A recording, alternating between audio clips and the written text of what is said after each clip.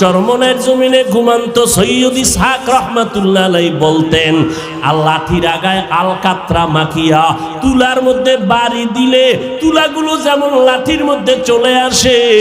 ওরে গুনাহগার জাহান্নামের আসামির যুবক,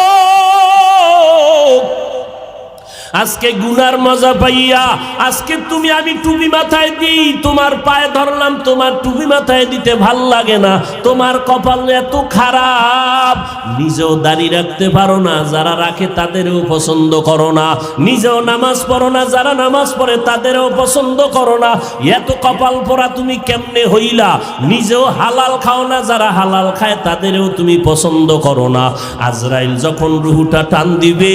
সাথে সাথে শরীরে রগগুলো সিরিয়া রুহুটা হাতের মধ্যে চলে যাবে। আল্লাহর নবী বলেন, জ্যান্ত বকরির চামড়া খুললে যেমন কষ্ট,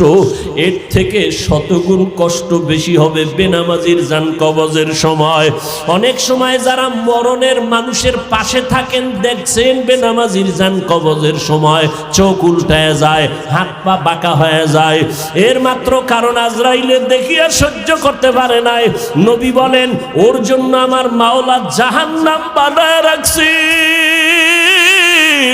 একটা জেলখানা বানায় রাখছেন। ওরে আল্লাহর দেওয়া পানি, আল্লাহর দেওয়া বাতাস, আমার মাওলার দেওয়া সূর্যের আলো, আমার আল্লাহর দেওয়া চাঁদের আলো, আমার আল্লাহর দেওয়া জমিনের ফসল খাইতেছো,